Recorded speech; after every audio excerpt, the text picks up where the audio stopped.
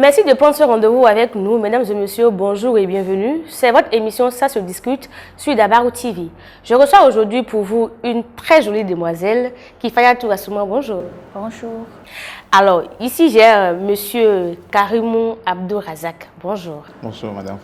D'accord. Avec eux, tout à l'heure, nous allons parler de la polygamie. Vous savez, en Afrique, cette pratique est courante. Chacun a le droit de prendre le nombre de femmes qu'il veut et faire le nombre d'enfants qu'il veut. S'il peut, de toutes les façons, prendre soin de sa famille et faire tout ce qu'il faut pour les enfants. Dans un premier temps, on va parler des raisons qui peuvent pousser quelqu'un à avoir plusieurs femmes. Les inconvénients, les avantages et les conséquences de ce que la polygamie peut entraîner. Alors, ma première question va à l'endroit de M. Karimou. Alors, dites-nous, selon vous, quelles sont les raisons qui peuvent pousser une personne à choisir la polygamie ou à se retrouver dans la polygamie? Merci beaucoup. D'entrée de jeu, je dirais d'abord, est-ce qu'on choisit la polygamie? Bon. C'est possible, bien. Il y a des familles où tu es obligé de prendre 2 ou 3 femmes, je ne sais pas. Bon, on le dit peut-être pour se justifier. La polygamie, c'est vrai, lorsque nous prenons du côté religieux, c'est vrai que les musulmans, pour nous, on dit que la Sourate a voulu que nous ayons 4 femmes. Voilà, là c'est dit dans le Coran. Voilà, ça c'est dit dans le Coran. Même dans la Bible aussi, c'est dit parce que je me rappelle, lors d'une prêche, j'ai entendu un pasteur qui disait que dans Ésaïe chapitre 4, verset 1, un truc comme ça, qu'à un moment donné, on aura des femmes qui vont demander à ce que les hommes, les épouses, elles vont se supporter. Une forme de polygamie. Donc c'est une sorte aussi de polygamie. Donc des deux côtés, que ce soit la Bible ou le Coran, donc ça signifie que la polygamie, elle existe. Donc nous sommes venus retrouver alors la polygamie. Donc du coup, seulement que de l'autre côté du Coran, il y a juste un passage qui dit, à condition que vous ayez la conscience de les aimer de la même manière. Toujours, je me demande, est-ce que c'est possible d'aimer plusieurs personnes? Toujours, je me demande, est-ce que c'est possible d'aimer plusieurs personnes de la même manière? Même Dieu même sait, nous avons un seul cœur, donc le cœur ne pourra jamais. On va diviser ça au nombre de femmes qu'il y a. Donc c'est là le problème. Donc, quand nous revenons un peu à la polygamie, pour moi, je ne dirais pas que la polygamie a... C'est un choix? Je dirais que c'est un choix. C'est un choix et dans ce choix, il y a peut-être des circonstances qui font qu'on choisit d'aller à la polygamie. Je suppose que je suis en train de sortir avec une femme mariée déjà et les caprices que je n'avais pas au moment où on était au moment où on appelle un concubinage, c'est au moment où elle entre dans la maison, elle trouve que voilà, elle a déjà le titre foncier, donc du coup elle peut tout me montrer. Donc ça pousse certaines personnes à aller vers la polygamie. Et donc je dirais plus la polygamie, pour moi la polygamie c'est plus du revers de la femme qui pousse son homme à aller vers la polygamie, parce que quand l'homme a tout ce qu'il veut, je ne pense pas, il peut regarder dehors mais il n'amène jamais à la maison. Voilà. Mademoiselle Asma, vous êtes d'accord avec lui? Déjà c'est la femme qui occasionne la polygamie de son mari, vous êtes d'accord là? Ah bon. C'est vrai que je suis femme aussi, mais bon, d'abord, merci. Et c'est vrai que je suis femme aussi, mais d'une part, c'est vrai. D'une part, c'est vrai parce que nous, les femmes, quand on se marie déjà, il y en a certaines, quand elles se marient déjà, il y a des choses qu'elles refusent de faire. Comme, je sais pas, il y a des trucs coquins qu'elles refusent de faire. Donc, ça amène l'homme à... La curiosité amène l'homme dehors et tout. Exemple de 2 ou 3 trucs coquins qu'elle n'arrive plus à faire si elles sont mariées. Bon, je ne sais pas, il y a des femmes, la plupart souvent se délaissent après l'accouchement. La plupart ne pimentent plus la relation. Donc c'est la routine et à force qui est la routine, il y a, bon, tout devient fade et tout. Donc le tonton cherche des nouveautés. Voilà. Le tonton cherche des nouveautés. Donc je peux dire que c'est ça qui amène. Mais comme je rejoins encore ce qu'il a dit, d'une autre part, c'est un choix. La polygamie, c'est un choix. Parce que l'autre fille peut rester dehors. Oui. L'autre fille peut rester dehors, mais s'il décide d'amener ça dedans et tout. Mais en tout cas, la polygamie, comme il a dit, c'est un choix. C'est vraiment un choix. Parce que même dans le Coran et autres, comme il a dit, c'est pas une obligation. Les hommes ont la possibilité de prendre 4 femmes. Et il a aussi précisé si on peut les aimer de la même manière. Ce qui n'est pas peut-être possible. Ce qui n'est pas possible. Et je pense que dire aussi les aimer de la même manière, ces gens, pouvoir tout faire à part égale, qui est part de trucs, comment on dit, je ne sais pas. Du genre, il ne faut pas faire voilà, de l'injustice. Qui n'est pas d'injustice, voilà, merci. Qui n'est pas d'injustice entre les femmes. Je pense que c'est de ça qu'il s'agit. Et ce n'est pas possible, ce n'est pas tout le monde qui arrive à respecter. Et il ne faut pas choisir, il ne faut pas dire faire être polygame parce qu'il faut avoir 2, 3 femmes. Il y a aussi le fait de pouvoir prendre en charge ces femmes-là. Les gens pas polygame, celui qui veut, mais oui, celui qui peut. Parce que tu prends l'enfant de quelqu'un, c'est que tu vas pouvoir t'en occuper. Je pense que c'est ça. Alors, monsieur Karim, bon, c'est vrai que si madame se délaisse ou bien elle a des comportements que vous ne voulez pas, vous allez dehors. Est-ce que c'est une obligation de l'amener forcément à la maison? Elle peut toutefois rester là et vous serez en train de faire tout, non? C'est vrai, mais lorsque déjà on entre dans... Parce que nous le savons, en Afrique, nous avons cette manie de la culture religieuse. Donc du coup, lorsque nous sommes dans le cadre du religieux, une fois que tu ne l'amènes pas dehors, tu n'officialises pas, c'est comme si tu étais toujours dans le haram. Tu es toujours au point musulman fervent. Voilà, donc au-delà même du musulman fervent. Donc du coup, même quand tu es chrétien, que tu es marié, à un moment donné, c'est vrai qu'on va dire, on veut que ça soit la seule personne, mais quand ça se déconne et que tu veux prendre une seconde femme, tu es obligé de dire, il faudrait que j'officialise ça. Donc, cette façon de dire, et les femmes aussi, vous savez, les femmes, il arrive des moments donnés, elles-mêmes, elles se sentent à l'aise et en sécurité lorsqu'elles sont officialisées. Mais toujours être derrière le rideau sans que quelqu'un le sache, c'est souvent frustrant pour la femme. Et la plupart, il faut le dire, c'est les femmes qui mettent plus la pression pour être officialisées. Parce que pour l'homme, même si c'est officieux, ça ne lui cause pas un souci. C'est l'essentiel. Ah bon, donc du coup, l'essentiel pour lui, c'est qu'il soit satisfait. Mais pour la femme, on nous a dit ça, hein, Seydou Badian le disait, c'est que la plus noble aspiration d'une jeune fille, c'est le foyer. Donc du coup, elles veulent le foyer. Donc vous êtes d'accord qu'ils disent que bon... Sans oublier que plus la relation dure, dehors, plus les sentiments naissent. Et quand les sentiments naissent, il y a la volonté de vouloir prendre celle-là comme une seconde épouse, même si au départ, on n'avait pas l'intention d'être polygame. Et si les sentiments entrent dans le jeu, il faut... Genre, on ne peut plus se passer de l'autre. On ne peut plus se passer, on décide de l'officialiser et tout. D'accord. Donc, quand disons que la polygamie, c'est, disons, un choix ou peut-être une contrainte où on voyait une jeune fille dehors et les sentiments naissent et on a envie de l'officialiser en même temps. Mesdames et messieurs, alors tout à l'heure, on va laisser la place à la première rubrique de cette émission, ce que j'en pense. Suivant.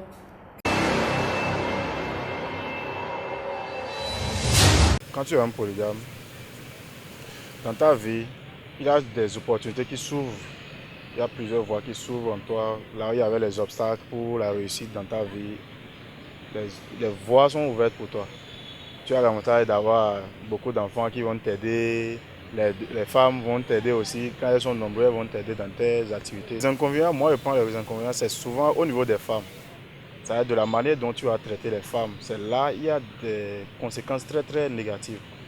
Puisque les femmes, elles aiment être traitées au même pied d'égalité. Si tu vas traiter l'autre d'une autre manière et traiter l'autre, il y aura une guerre dans la famille. Là, il y aura une guerre dans la famille. Donc elles peuvent même se tuer. Il y en a qui font ça. Il y en a des femmes, elles sont sauvages, là, elles vont se tuer. Selon moi, la polygamie a plusieurs avantages. Ça permet aux femmes de ne pas se fatiguer, de partager les travaux domestiques. Et aussi, ça les permet de ne pas trop se fatiguer en ce qui concerne le sexe. Et chaque semaine, ils peuvent se partager les tout. Les inconvénients, il y a souvent les disputes entre les femmes. Si le mari fait quelque chose à l'autre femme et il ne fait pas à l'autre, ça amène la jalousie, la concurrence entre les femmes et les enfants qui ne s'entendent presque pas. La polygamie permet d'épouser plusieurs types de femmes. Et ça nous permet d'avoir, on peut avoir les skinny, on peut avoir les minces, en tout cas les grosses aussi. Donc ça permet d'avoir plus de variété. Et aussi, ça permet à plusieurs femmes d'avoir un foyer, ce qui réduit la prostitution. Et en ce qui concerne les inconvénients, les enfants sont perdus et les enfants ne respectent pas d'autres dames, puisque les enfants disent c'est pas ma maman, donc je ne suis pas obligé de faire ce qu'elle me dit. Selon moi, lorsqu'il y a la polygamie dans une famille, les enfants ne s'entendent pas entre eux. Et en plus, il y a la jalousie, les envoûtements. Il y a des femmes qui envoûtent leur mari pour que le mari aime plus leur enfant. Du coup, il y a trop de problèmes dans la famille.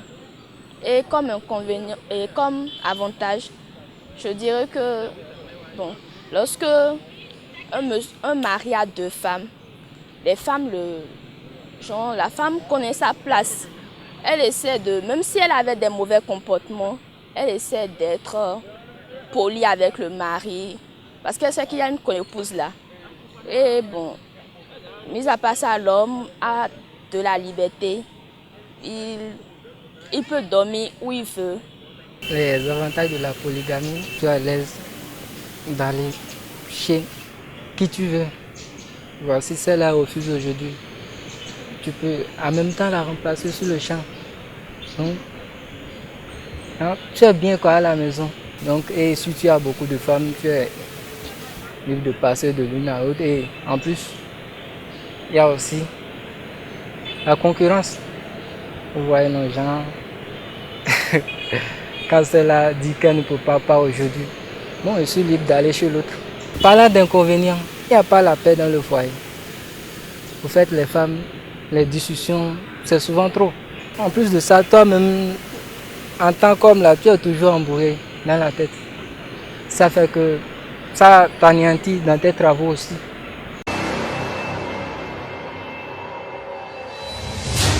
La polygamie, mesdames et messieurs, c'est de ça qu'il s'agit aujourd'hui. Sur votre émission, ça se discute.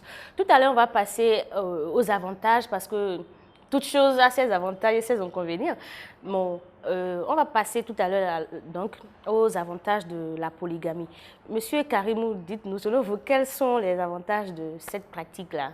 Moi, je trouve que c'est vrai. Merci beaucoup d'abord pour la question parce que je trouve que en ce qui concerne la polygamie, elle a même plus d'avantages que d'inconvénients. C'est vrai? Oui. Elle a plus d'avantages que d'inconvénients. Okay. Donc, tout dépend du leadership de l'homme. Okay. Oui, ça dépend du leadership de l'homme parce que nous tous, la plupart en Afrique, nous avons grandi dans les familles polygames et nous avons vu un peu ce que nos mamans ont vécu avec nos parents. C'est vrai qu'en son temps, le leadership était vraiment élevé. Cette fois-ci, nous les jeunes, notre leadership est tellement bas au point où on a des problèmes. On trouve que la polygamie a des inconvénients. Et lorsque nous revenons sur les avantages de la polygamie, d'abord d'entrée de jeu, vous savez, lorsque tu nais dans une famille polygame, l'éducation, tu as d'abord plusieurs éducations. L'éducation peut-être de deux mamans, plus le père, tu vois, c'est déjà un avantage. Et tu as plusieurs frères. Et d'abord, vous disputez la nourriture, c'est d'abord un avantage, ça te permet en fait de savoir te défendre, au-delà de tout, de savoir te défendre. Ça permet aussi de vivre socialement bien avec les autres frères, parce que tout ceci, ça permet aussi en fait dans la maison à ce que entre parents, que tu saches gérer ton émotion, parce que parfois l'autre maman peut revenir, qu'elle amène quelque chose pour ses enfants sans qu'elle ne te donne. Et tu as envie, mais du coup tu le pleures, on ne te donne pas, tu fais comment. Ça permet de savoir gérer tes émotions. Bon, je reste un peu superficiellement au niveau des enfants. Mais lorsqu'on vient au niveau de l'homme, c'est vrai que je ne suis pas encore polygame, mais peut-être que je serai polygame un jour. On n'en sait jamais.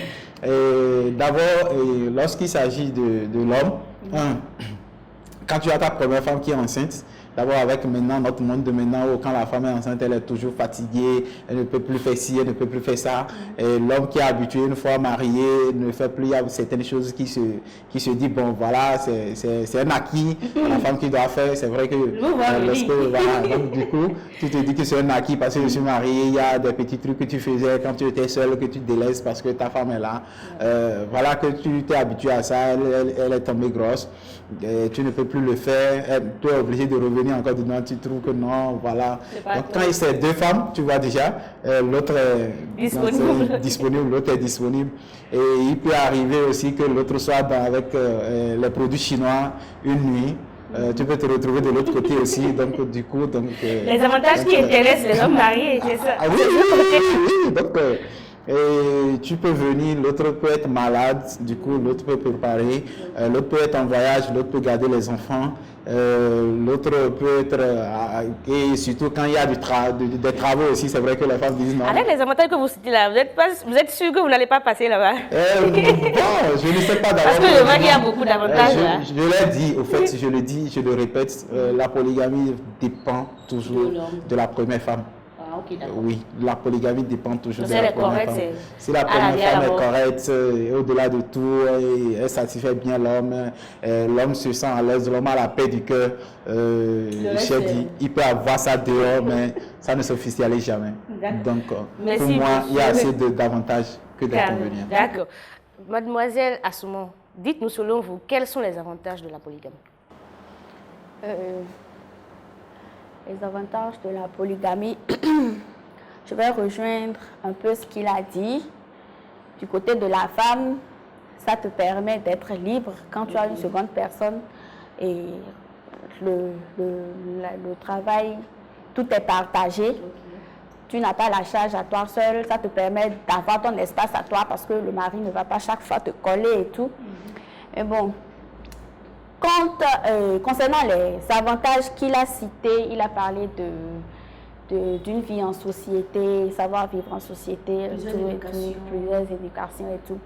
Tout ça là aussi, ça dépend du genre de femme qu'on a, du genre de famille dans laquelle on vit.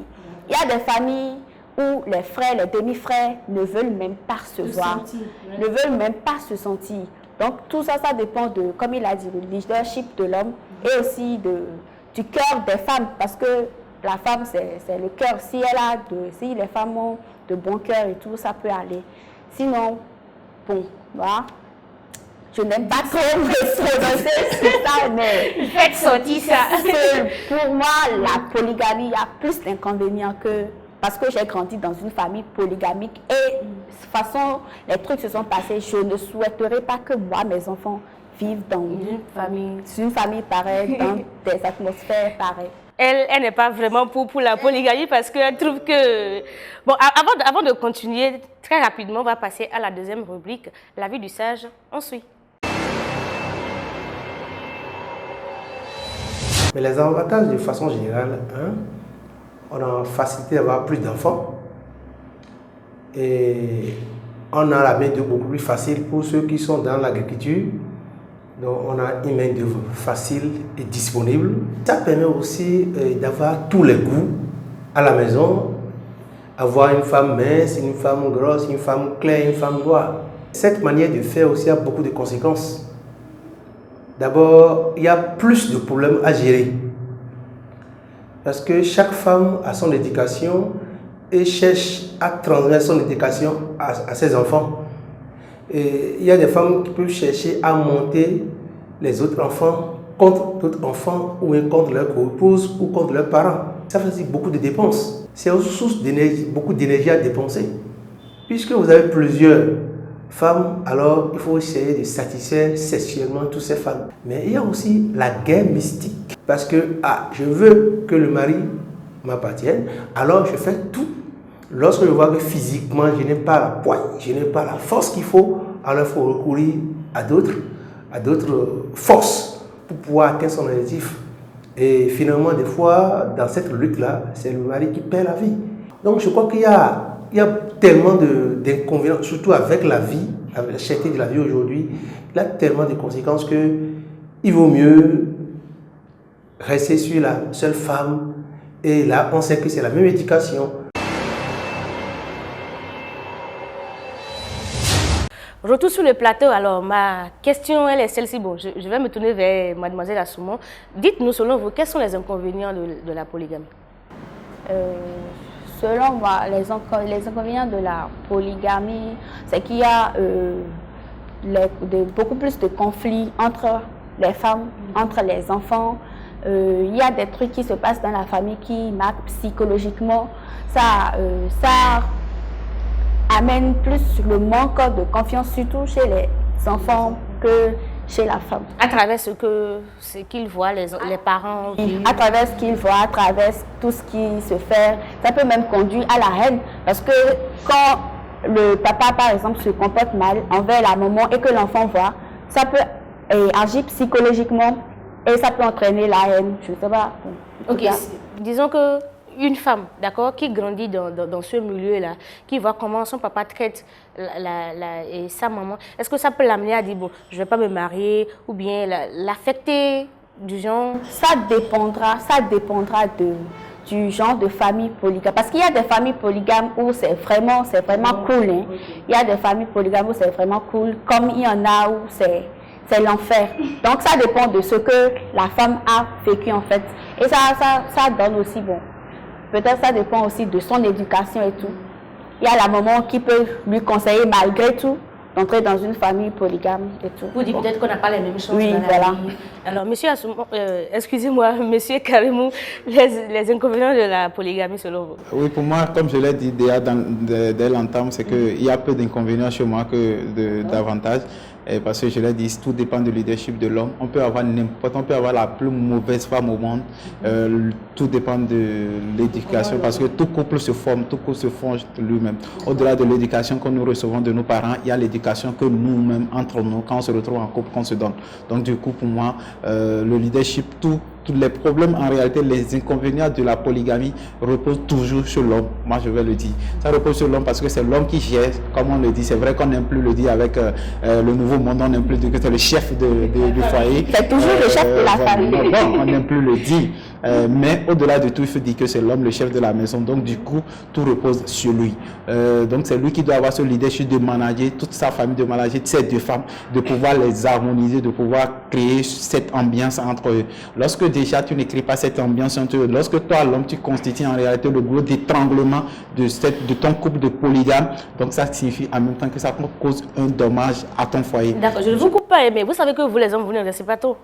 Ce sont les femmes qui restent à la maison, qui voient que l'autre enfant a taloché celui-là, l'autre a taquiné celui-là.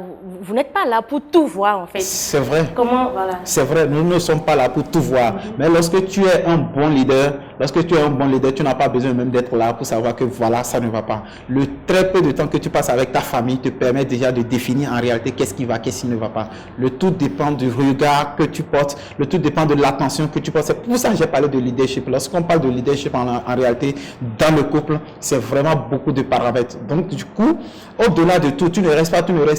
Au moins, il y aura un jour où tu n'iras nulle part, où tu vas rester toute la journée avec ta famille, tu seras témoin de quelque chose et tu pourras définir pour dire si, tu pourras réunir tes femmes pour savoir de quoi il s'agit, ainsi de suite. Donc, tout autour de tout ça là, ce n'est que le leadership là qui se fonde. Donc, lorsque le garçon manque la gestion de ce leadership dans son couple polygame, ça crée vraiment de crises, comme elle a dit, psychologiques, crise mentale, ça va même parfois à ce que les gens se donnent la mort, parce qu'il y a des femmes qui n'en peuvent plus, qui se donnent la mort, il y a des enfants qui n'en peuvent plus, qui se donnent la mort, ainsi de suite. Donc ça crée beaucoup, à ce niveau, ça crée beaucoup d'inconvénients. D'accord. Mademoiselle, en tant que femme, oui, allez-y.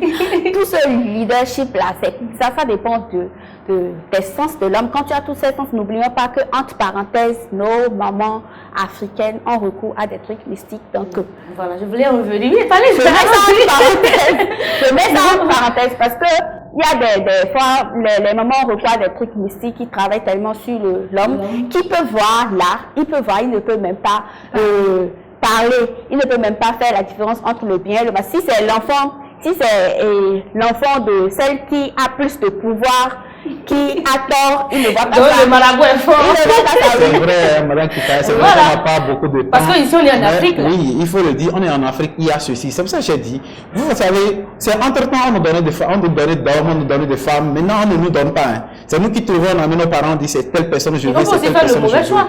Oui, on peut aussi faire le mauvais choix, mais avant de s'engager, on ne se voit pas du jour au lendemain. Là, je suis aujourd'hui, je ne peux pas voir Kifaya aujourd'hui, demain, je te marie. Impossible. Il faudrait qu'au-delà de tout, qu'on puisse vivre un temps. C'est pour ça que parfois le débat vient dire est-ce qu'on peut vivre en copinage sans le sexe. J'ai dit bon, ça dépend. Parce que le tout entre dans concours à l'amour et à la relation. Est-ce que d'abord toute une vie suffit pour connaître quelqu'un? Toute une vie ne suffit pas pour connaître quelqu'un. Au moins, le peu de temps qu'on vit permet au moins de définir, de savoir avec qui je veux être, qui est celui-là, qui est celui-là. Ce que j'aimerais vous rappeler, c'est que vous ne savez pas de quoi la femme est capable. Tu peux faire 5 ans des années avec une femme, si c'est toi qu'elle veut, si c'est ton foyer, elle veut, elle va tout faire, elle ne va pas te montrer ça. Non, d'abord même, il y a des hommes qui ne sont pas... Comment la petite ira chez un alpha par exemple et elle va venir te dire qu'elle est allée chez un alpha. Tu ne peux pas savoir si c'est quelqu'un qui fréquente... On sait trop jouer à l'hypocrite. On sait trop jouer à l'hypocrisie. Ils ont montré le côté qu'on veut. C'est ça, c'est un peu ça. Aussi, il faut reconnaître que c'est parce que nous laissons aussi, nous délaissons réellement la spiritualité religieuse de gauche à droite, que ça soit côté religieux musulman, que ça soit côté chrétien.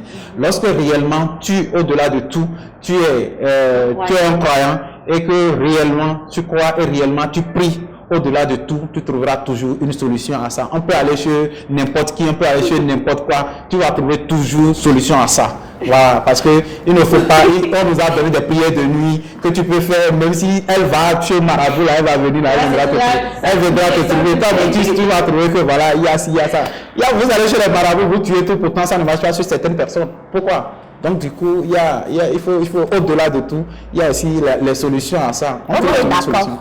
Que l'homme soit le bon leader, comme prier seulement, être dans un couple où l'homme a le bon leadership, le bon sens de parents, parce qu'il faut le dire, il y a le bon sens de parents. Être père, c'est une responsabilité. Et c'est comme ça aussi, être mère, c'est une responsabilité. Lorsque les deux personnes jouent leur rôle, on peut être dans un couple, je pense qu'il n'y aura même pas de problème, parce que chacun reconnaît son rôle. Il faut que chacun joue son rôle pour le bien-être du foyer, des enfants, qu'on soit polygame ou monogame, ou ça dépend du leadership de l'homme, ou peut-être de son état d'esprit, voilà, dans sa religion. Bon, ils ne sont pas forcément tous chrétiens ou musulmans, mais si c'est de l'autre côté aussi, pourvu qu'on croit à ce qu'on fait.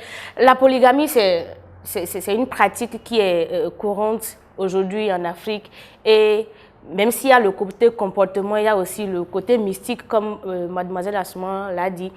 Tout simplement, ce qu'on peut dire est qu'on prie, qu'on rencontre la bonne personne, qu'on s'entoure de bonnes femmes et d'un homme qui sait faire le juste entre ses femmes et entre ses enfants. Et aussi prier qu'on ne rencontre pas une femme qui va dire je vais lui faire ça, il va comprendre, ou bien une femme qui a déjà peut-être une blessée de guerre, qui va vouloir faire payer à son mari. Donc prions juste Dieu qu'on puisse rencontrer notre coach, comme on le dit, et la personne qui va nous aider à évoluer et atteindre les objectifs fixés. Mesdames et messieurs, vous l'avez compris, c'est un vaste sujet, mais vu qu'on n'a pas beaucoup de temps, on va s'en arrêter là pour aujourd'hui. Merci de nous avoir suivis. N'oubliez pas de liker, partager, vous abonner et cliquer sur la cloche de notification pour ne rien rater. D'ici là, portez-vous bien. Au revoir.